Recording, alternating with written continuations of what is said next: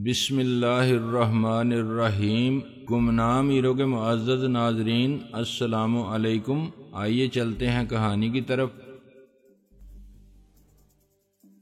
بوڑھے کی جیبوں کی تلاشی لینے لگا۔ اس کی جیبوں میں بھی رقم کے سوا کچھ نہیں تھا، لیکن یہ دیکھ کر میں حیران رہ گیا کہ اس کی شلوار کے نچلے حصے میں ایک بہترین قسم کا مشین پسٹل اڑسا ہوا تھا۔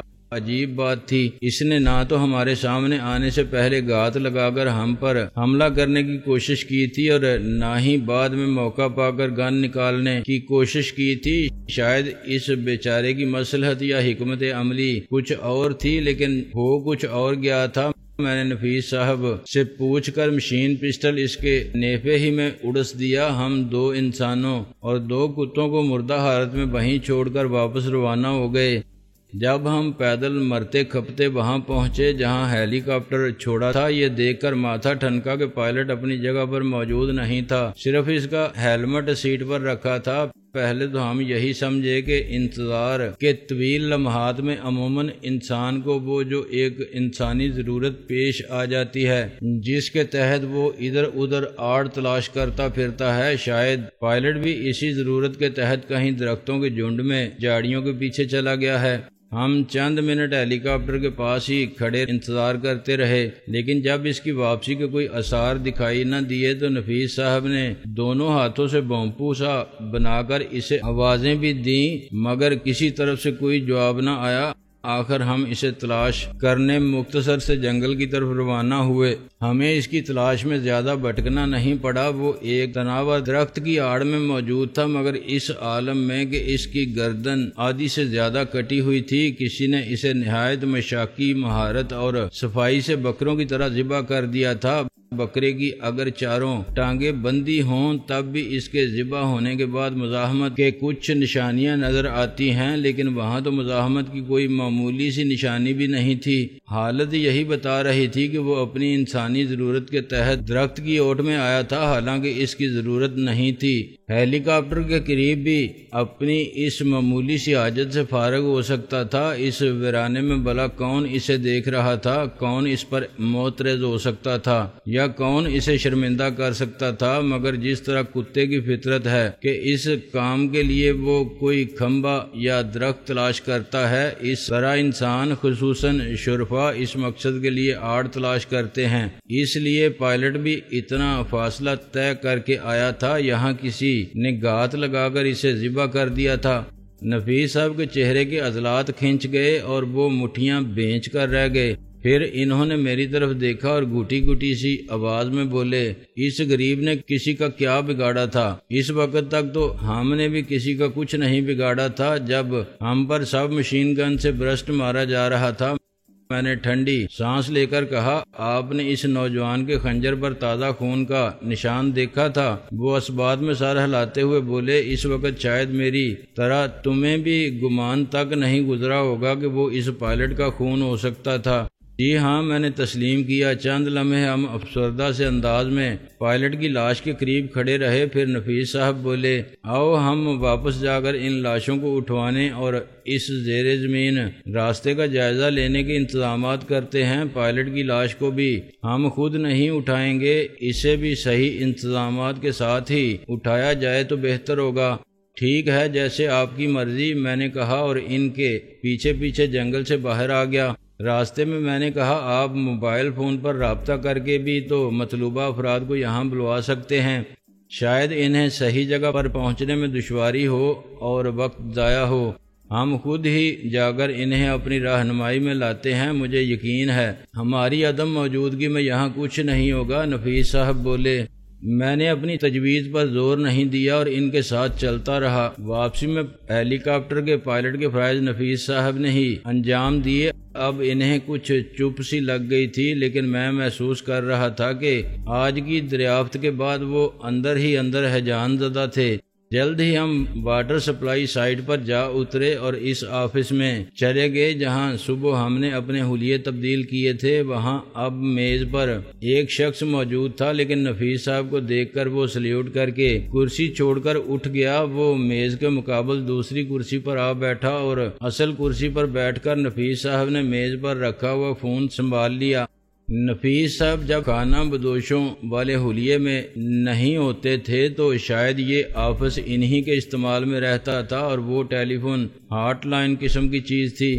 انہوں نے فون پر صرف 2 افراد سے بات کی اور انہیں دریافت ہونے والے راستے کے بارے میں مطلع کیا۔ اس میں انہوں نے میرا نام بھی لیا۔ میں نہیں سمجھ سکا کہ وہ کون تھے۔ اس کے بعد اپنے مطلب کے لوگ انہوں نے وہیں بیٹھے جمع کر لیے۔ ان میں 2-3 انجینئر تھے، چند کمانڈو تھے، میرے ساتھی خانہ بدوشوں کی بستی میں موجود تھے، انہیں بھی بلا لیا گیا۔ لاشیں اٹھوانے کے لیے بڑی ایمبولنس کا بھی انتظام کیا گیا تھا، اس کے ساتھ سٹاف بھی تھا۔ میرے ساتھیوں کو تو خاص طور پر اس لیے بھی ساتھ لیا گیا کہ انہیں لاہور میں ریڈ ڈاٹ کے ایک زیر زمین قلعے پر حملے میں حصہ لینے کا تجربہ حاصل تھا۔ نفیس صاحب تو رحیلہ کو بھی بلانے پر تلے ہوئے تھے، لیکن میں نے انہیں روک دیا اور سمجھانے کی کوشش کی۔ میرے خیال میں تو ابھی اتنا ہجوم جمع کر لینے کی ضرورت نہیں تھی۔ یہاں کے اور لاہور کے حالات میں فرق تھا۔ ابھی ہم صرف اس جگہ کا جائزہ لینے جا رہے ہیں۔ میرا خیال ہے بعد میں بھی یہاں کوئی ایکشن نہیں ہوگا، ہم بغیر کسی مزاحمت کے اس قلعے میں داخل ہو جائیں گے۔ میرا دل کہتا ہے کہ وہ لوگ اس جگہ کو خالی کر گئے ہیں۔ نفیس صاحب ٹھوڑی کھجاتے ہوئے ایک لمحے خاموشی سے میری طرف دیکھتے رہے، پھر ٹھنڈی سانس لے کر بولے، تمہارا دماغ تمہیں بہت اہم باتیں بتاتا ہے۔ جی ہاں، میں نے بلا تعامل کہا۔ آپ کو اس میں کوئی اعتراض ہے؟ نہیں، مجھے اس پر رشک آتا ہے۔ وہ ایک اور ٹھنڈی سانس لے کر بولے، کاش میں بھی ایسے ہی دل کا مالک ہوتا۔ تمہارا مطلب ہے کہ رحیلہ کو صرف اس وقت زحمت دی جائے جب کسی ایکشن کا امکان ہو؟ زیادہ مناسب یہی ہے، میں نے محتاط لہجے میں کہا۔ وہ ریوالونگ چیئر کے پشتے سے ٹیک لگاتے ہوئے بولے، محسوس تو میں بھی یہی کچھ کر رہا ہوں جو تم کہہ رہے ہو، لیکن ساتھ ہی میں بے پناہ احتیاط پسند آدمی بھی ہوں۔ بے احتیاطی میں ہم بہت سے نقصانات اٹھا چکے ہیں، اس لیے میں کوئی بھی قدم اٹھاتے وقت کافی فاضل انتظامات کر لیتا ہوں۔ احتیاط میں آپ کا ڈرامہ کافی لمبا ہو جاتا ہے۔ میں نے ذرا صاف گوئی سے کام لیتے ہوئے کہا، آپ نے ایسے ہی بہت سے کھڑاک پھیلائے جن کی میرے خیال میں کوئی خاص ضرورت نہیں تھی، خصوصاً جب کہ ریڈ ڈاٹ منظر سے غائب ہو چکی تھی۔ اس وقت کمرے میں صرف ہم دونوں ہی تھے، باقی لوگ روانہ ہونے کی تیاریوں میں باہر مصروف تھے، اس لیے میں ذرا بے تکلفی سے بات کر رہا تھا۔ وہ بڑے تحمل سے میری تنقید برداشت کرتے ہوئے بولے، ریڈ ڈاٹ اس لیے پیش منظر سے غائب ہوئی ہے کہ اس پر کاری وار کرنے کے بعد ہم بھی پیش منظر سے غائب ہو چکے ہیں۔ انہیں یقیناً تشویش ہوگی کہ ہم کہاں ہیں، کیا کر رہے ہیں۔ اگر ہم سامنے رہتے تو ہمیں ان کے بارے میں کچھ نہ کچھ معلوم کرنے میں زیادہ دشواری ہوتی، جانی نقصان زیادہ ہوتا۔ قدم قدم پر ہوشیار رہتے۔ میرے یہ اقدامات جنہیں تم ڈرامہ اور کھڑاک کہہ رہے ہو، ان کا فائدہ یقیناً ہوا ہے، لیکن تمہیں اس کا اندازہ نہیں۔ ہمارا اپنا ایک نظام خاموشی سے کام کر رہا ہے، معلومات جمع ہو رہی ہیں، سست رفتاری سے صحیح، لیکن سراغ بہرحال سامنے آ رہے ہیں۔ میرا خیال ہے جلد ہی وہ وقت سامنے آ جائے گا جب ہم مل جل کر یکدم ہی اس ناسور کو جڑ سے اکھاڑ پھینکیں گے۔ آپ گفتگو بڑی امید افزا کرتے ہیں، آپ کی باتیں سن کر دل خوش ہو جاتا ہے اور نئے جوش و خروش سے ناک کی سیدھ میں اڑنے کو جی چاہنے لگتا ہے۔ میں نے کہا، یہی میں چاہتا ہوں کہ میرے ساتھی ہمیشہ پر امید رہیں۔ وہ ہاتھ پر ہاتھ مار کر بولے۔ اس دوران تیاریاں مکمل ہو چکی تھیں۔ چند گاڑیوں پر مشتمل باقاعدہ قافلہ اس طرف روانہ ہو گیا جہاں سے ہم آئے تھے۔ ہیلی کاپٹر سے وہاں جانا کچھ اور بات تھی۔ بیکراں سمندر کی طرح پھیلے ہوئے ویرانے میں صرف سمتوں کے سہارے وہاں پہنچنا ذرا مشکل مسئلہ تھا، جبکہ اس ویرانے میں جگہ جگہ ملے جلے سے جنگل، جھاڑیاں وغیرہ ہمیں بھٹکانے کے لیے موجود تھیں۔ تاہم یہ ہماری خوش قسمتی تھی کہ میں اور نفیس صاحب آپس میں مشورہ کرتے ہوئے کسی خاص دشواری کے بغیر وہاں پہنچ گئے۔ میں، نفیس صاحب، منیر اور مسعود سب سے آگے جیپ میں تھے، ایمبولینس سب سے پیچھے تھی، بیچ میں مختلف گاڑیوں میں دوسرے لوگ تھے۔ مکان تک پہنچ کر ہم نے دیکھا منظر بالکل ویسا ہی تھا جیسا ہم چھوڑ گئے تھے، البتہ اب لاشوں پر مکھیاں بنبنا رہی تھیں۔ ہم نے تینوں لاشیں اٹھوائیں۔ پائلٹ کی لاش اٹھوانے کے لیے ایک بار پھر جنگل کی طرف جانا پڑا تھا۔ اس وقت تک سورج غروب ہونے کے آثار پیدا ہو چلے تھے۔ میں نے جلدی سے ایک بار پھر کوتر کاٹنے والی مشین کے ذریعے سرنگ کا دانہ کھولا۔ اس میں اب بھی کوئی دشواری پیش نہیں آئی۔ 2 کمانڈوز کو ہم نے دانے پر تعینات کیا اور انہیں مختصراً سمجھایا کہ کسی ہنگامی صورتحال میں انہیں کیا کرنا ہوگا۔ وہ وہاں اسٹینڈ پر ایک مشین گن فٹ کر کے کھڑے ہو گئے۔ ایک کمانڈو ایسی ہی مشین گن کے ساتھ مکان کے دروازے پر تعینات تھا۔ میں، نفیس صاحب، منیر اور مسعود پہلے ہی کی طرح ایک جیپ میں سب سے آگے رہے اور چوپٹ کھلے ہوئے چوبی گیٹ سے گزر کر سرنگ میں داخل ہوئے۔ ابتدا میں راستہ کافی ڈھلوان تھا، پھر تقریباً سیدھا ہو گیا۔ وہ ایک خوبصورت سرنگ تھی۔ ٹیوب ٹرین کی سرنگ تو تنگ و تاریک ہی ہوتی ہے، لیکن زیر زمین اسٹیشن کشادہ اور روشن ہوتا ہے۔ یہ ان کے درمیان کی چیز تھی۔ تنگی اور تاریکی کا احساس بالکل نہیں تھا۔ 2 کاریں آسانی سے ایک دوسرے کے قریب سے گزر سکتی تھیں۔ ہمارے پیچھے ایک گاڑی میں 3 انجینئر آ رہے تھے، 2 کمانڈو ان کے ساتھ بھی تھے۔ ان کی اور ہماری گاڑی کے درمیان کافی فاصلہ تھا۔ پھر مزید کچھ فاصلہ چھوڑ کر ایک گاڑی میں 3 کمانڈو تھے، سب اسلحے سے لدے ہوئے تھے۔ ہم گویا واقعی کوئی قلعہ فتح کرنے جا رہے تھے۔ ہم نہایت محتاط انداز میں سست رفتاری سے آگے بڑھ رہے تھے۔ تینوں گاڑیوں میں ہنگامی حالات میں کام آنے والا دوسرا بہت سا سامان بھی تھا۔ وائرلیس کے ذریعے ہم سب کا آپس میں اور اوپر موجود لوگوں سے رابطہ قائم تھا۔ آخرکار ایک مقام پر پہنچ کر راستہ مزید کشادہ ہو گیا۔ یہاں سے گاڑیاں ٹرن ہو سکتی تھیں۔ سامنے ایک بلند و بالا دیوار نظر آ رہی تھی۔ یہاں پہنچ کر ہمارا سفر ختم ہو گیا۔ گاڑی نفیس صاحب ڈرائیو کر رہے تھے۔ چند لمحے ہم گاڑی ہی میں بیٹھے رہے اور کسی غیر متوقع صورتحال سے نمٹنے کے لیے مستعد رہے، لیکن کچھ بھی نہ ہوا۔ یہ ایک عجیب بے ثمر قسم کا سسپینس تھا، تاہم اس جگہ کی ساخت اور محل وقوع کچھ ایسا تھا، خواہ مخواہ ہی اعصاب میں بار بار تناؤ پیدا ہونے لگتا تھا جیسے کچھ ہونے والا ہے۔ یہاں کے سکوت میں بھی کچھ خباثت سی پنہاں تھی۔ آخرکار دوسری گاڑیاں بھی ہمارے پیچھے آن رکیں۔ سب گاڑیوں سے اتر آئے۔ نفیس صاحب کا اشارہ پا کر انجینئرز نے سامنے موجود سیاہ دیوار کا معائنہ شروع کیا۔ باقی لوگ ہتھیار تھامے مستعد کھڑے رہے۔ مختلف آلات کی مدد سے ان لمبی چوڑی دیوار کا معائنہ بہت دیر تک جاری رہا۔ اس دوران بہت تیز لائٹس دیوار پر مرکوز کر دی گئی تھیں جو ہم ساتھ لائے تھے۔ تینوں انجینئرز مختلف شعبوں سے تعلق رکھتے تھے۔ بہت دیر تک معائنہ کرنے کے بعد بہت دیر تک ہی وہ لوگ آپس میں تبادلہ خیال کرتے رہے، حتیٰ کہ ہتھیار سنبھال کر الرٹ کھڑے ہوئے لوگوں کے جسم اکڑ گئے اور انہیں جمائیاں آنے لگیں۔ ان لوگوں میں بھی شامل تھا۔ میں ویسے بھی آج صبح ہی سے بہت خوار ہو رہا تھا۔ آخرکار انجینئر حضرات نے گویا ہماری حالت پر رحم کھاتے ہوئے سرگوشیوں میں جاری اپنا مذاکرہ ختم کیا۔ ان میں سے ایک سیاہ دیوار کی طرف اشارہ کرتے ہوئے نفیس صاحب کو بتانے لگا، یہ کم از کم 2 فٹ موٹی سٹیل کی دیوار ہے اور اس کے نیچے کنکریٹ کی موٹی فاؤنڈیشن ہے جس کی لمبائی چوڑائی کا اندازہ کرنا مشکل ہے۔ یہ دیوار شٹر کا کام دیتی ہے اور غالباً کسی کمپیوٹر کنٹرولڈ میکینزم کے تحت کام کرتی ہے۔ اس نظام کا بٹن دبایا جاتا ہوگا تو یہ کنکریٹ کی فاؤنڈیشن میں اتر جاتی ہوگی اور راستہ کھل جاتا ہوگا۔ ممکن ہے اس سے آگے بھی کوئی دروازہ موجود ہو۔ اوپر بھی نہ جانے کتنی موٹائی میں کنکریٹ پھیلا ہوا ہے۔ اس میں سے غالباً لفٹ کے انداز میں لوہے کی رسیاں اس دیوار سے منسلک ہیں جن کے ذریعے یہ فاؤنڈیشن میں اترتی اور پھر اوپر اٹھائی جاتی ہوگی۔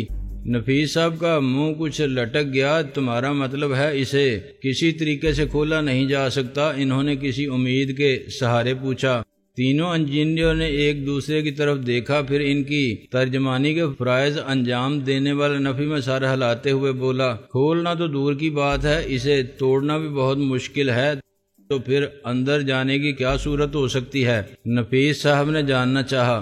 ہمیں دھماکہ خیز اشیاء کے ماہرین کے ساتھ مل کر اس کے لیے لائحہ عمل طے کرنا پڑے گا۔ اسے ڈائنامائٹ سے اڑانے کے سوا کوئی چارہ نہیں۔ بہت طاقتور بلاسٹ ہوگا، اور چونکہ یہ ایک بند جگہ ہے، ممکن ہے سرنگ بیٹھ جائے، یہ بھی ممکن ہے کہ اوپر کی طرف زمین پھٹ جائے۔ ہم سب لوگ جو قلعہ فتح کرنے آئے تھے ٹھنڈے پڑ گئے۔ معاملہ کچھ آگے جا پڑا تھا۔ دیوار کے ایک کونے سے بہت موٹا سا سیاہ پائپ نکلا ہوا نظر آ رہا تھا، لیکن وہ مڑا ہوا تھا، اور در حقیقت اس کا صرف مڑا ہوا حصہ ہی نظر آ رہا تھا۔ وہ زمین کے اندر ہی نیچے کی طرف پہ وسط تھا اور نہ جانے کہاں جا رہا تھا۔ یہ کیا ہے؟ نفیس صاحب نے غالباً کسی موہوم سی امید کے سہارے پوچھا۔ یہ غالباً ایئر کنڈیشنڈ کے نظام سے وابستہ ہے۔ اس کا سرا ضرور کسی کھلی جگہ میں جا کر نکلتا ہوگا، لیکن کچھ کہا نہیں جا سکتا کہ کہاں۔ یہ دھات کا پائپ معلوم ہوتا ہے، اگر اسے کاٹنے میں کامیابی ہو بھی گئی تب بھی اس کے راستے تو مشکل سے کوئی بلی ہی اندر جا سکتی ہے، اور وہ بھی یقیناً آگے جا کر مشینی گورکھ دندے میں پھنس جائے گی۔ ایک لمحے کے توقف سے وہ بولا، اس پائپ کے ٹمپریچر سے اندازہ ہوتا ہے کہ ایئر کنڈیشنڈ نظام ابھی تک کام کر رہا ہے، اندر جنریٹر بھی ہوں گے۔ دوسرا انجینئر کھنکار کر گلا صاف کرتے ہوئے بولا، جن سربراہان مملکت کو جان کا خطرہ ہوتا ہے وہ اپنے لیے بنواتے ہیں، یہ اس سے 1000 گنا زیادہ بہتر اور محفوظ جگہ ہوتی ہے۔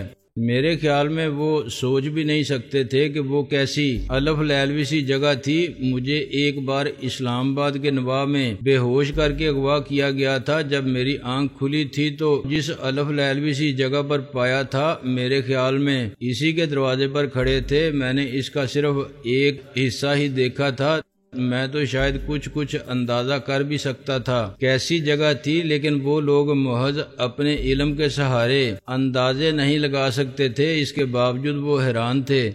نفیس صاحب الجھن زدہ لہجے میں بولے، مجھے یقین تھا کہ اس کا نظام اس قسم کا ہوگا کہ اندر اگر کچھ لوگ موجود ہوتے ہماری آمد کی اطلاع ہو چکی ہوتی۔ اس صورت میں اب تک رد عمل ضرور سامنے آ چکا ہوتا، لیکن یہاں مکمل سکوت ہے، لگتا ہے اندر کوئی نہیں ہے۔ اچانک وہ میری طرف مڑتے ہوئے بولے، تمہارا دل ٹھیک کہتا ہے ڈیئر افضل، میرا دل بھی یہی کہتا ہے، میں نے دھیمے لہجے میں جواب دیا۔ نفیس صاحب انجینئر کی طرف متوجہ ہوتے ہوئے بولے، تمہارا اندازہ ہے کہ اندر کمپیوٹر کنٹرول سسٹم موجود ہے، لیکن چونکہ ٹیلی فون لائن موجود نہیں ہے، اس لیے موڈم کے ذریعے کہیں باہر سے تو اس نظام کو کنٹرول نہیں کیا جا سکتا کہ کسی وقت وہ لوگ ہمیشہ کے لیے اسے بند کر گئے ہیں۔ ضروری نہیں ہے، ایک انجینئر بولا، وہ لوگ ترقی یافتہ معلوم ہوتے ہیں، ان کے لیے ٹیلی فون نیٹ ورک اپنے کمپیوٹرز کو کنٹرول کرنا مشکل نہیں۔ دوسرے یہ بھی ہے کہ ایک آدھا فرد ابھی تک اندر موجود ہو جسے اس لیے رکھا ہو کہ وہ آخری دم تک اس جگہ کو بچانے کی کوشش کرے۔ مجھے اچانک ان چمپینزیوں کا خیال آیا جنہیں وہ کہتے تھے وہ انسانوں کی سی سمجھ بوجھ رکھتے تھے۔ عین ممکن تھا کہ انہوں نے ان چمپینزیوں کو ایسے ہی مواقع پر استعمال کرنے کے لیے تیار کیا ہو جہاں قربانی کے بکروں کی ضرورت ہوتی ہے۔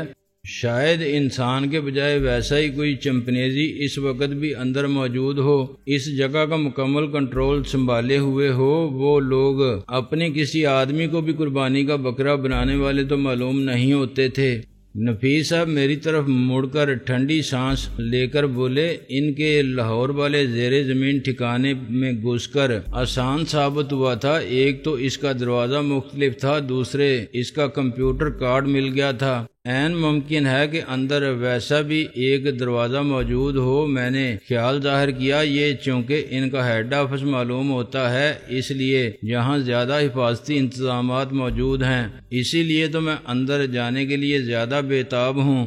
لاہور والے ٹھکانے سے کافی کارآمد معلومات ہمارے ہاتھ لگی تھیں، شاید یہاں سے بھی بہت کچھ ہاتھ لگے۔ نفیس صاحب بولے، یہ محض آپ کی خوش گمانی ہے۔ میں نے کہا، وہاں آپ کا چھاپا اچانک اور ان کے لیے قطعی غیر متوقع تھا، اس لیے کچھ چیزیں آپ کو مل گئی تھیں یہاں سے، چونکہ وہ خبردار ہو کر غائب ہوئے ہیں، اس لیے مجھے امید نہیں ہے کہ یہاں سے کچھ ہاتھ آئے گا۔ یہ تو مجھے بھی اندازہ ہے، پھر بھی میں خوش گمان ہی رہنا چاہتا ہوں۔ نفیس صاحب ٹھنڈی سانس لے کر بولے،